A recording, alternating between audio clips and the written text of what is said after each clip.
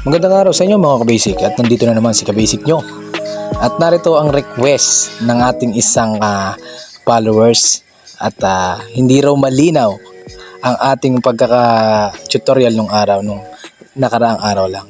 At ito ang ating mga gagamitin. Ang ating gagawin ngayon ay 3-way connection switch. At ito ang ating mga gagamitin. Ayan.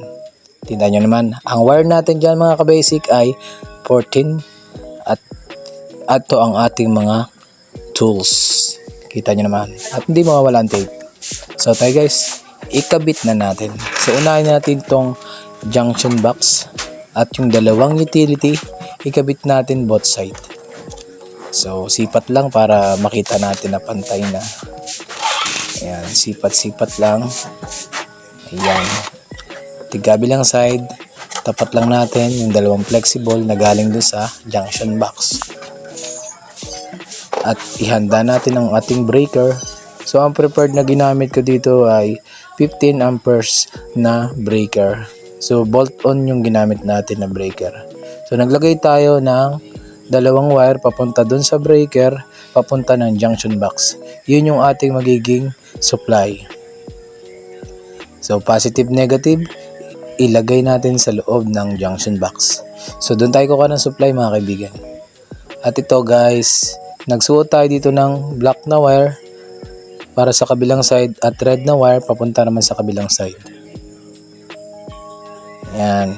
So yung red ay gagamitin natin papunta sa positive mamaya. At yung line 2 ay gagamitin natin para dun sa isang negative naman. So yung gitna naman, dalawang wire, ito naman yung return wire papunta naman dun sa ating switch na kabila. So dalawang wire para sa return. Yung dalawang wire na yan, kahit anong kulay naman gamitin nyo dyan, walang problema. Basta lagyan mo na lang ng pananda kung sakaling ang wire mo ay parehas lang ang kulay. Kung wala ka namang wire, pwede mong gamitin yung isang kulay lang. Basta lagyan mo ng tanda para hindi ka na malito. So ginamit natin positive, negative, red and black kasi yun yung available natin. Pero kung ang wire naman natin mga kabasic ay isang kulay lang at nagtitipid tayo, kailangan lalagyan mo ng pananda bawat dulo. So ito naman yung ating switch at ito yung parte na 0 at 1 and 3. Doon sa 1 and 3 guys ay ipapasok natin yung dalawang wire at doon sa 0 naman, doon natin ilalagay yung ating power or positive. Dito sa inuna natin yung kabilang side sa right side, nilagay natin dito yung papunta ng bulb.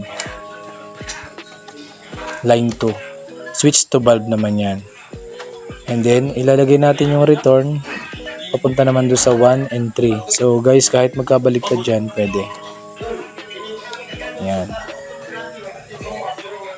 At syempre, huwag nyo kalimutan na higpitan.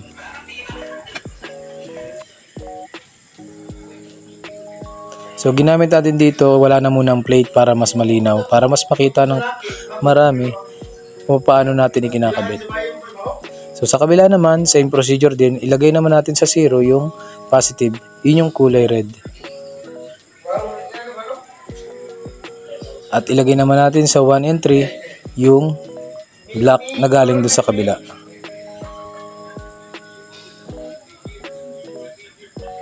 Yan. At ilagay naman natin yung isang wire papunta naman doon sa number 3. Yan.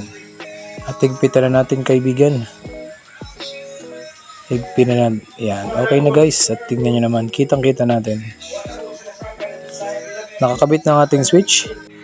At ikakabit naman natin ang ating bukilya. At ang bukilya natin ay medyo maitim na guys.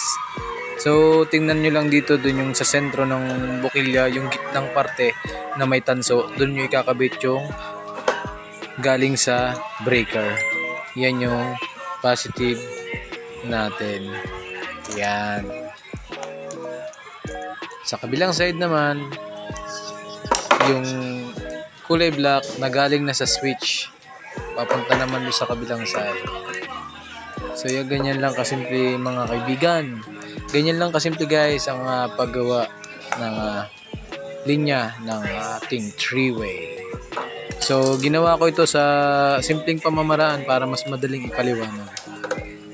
So yan mga basher, nakita nyo, yan na po ang tunay na 3-way. So ilagay natin ang bulb para matesting na natin. Yan, tingnan mo nga. Okay.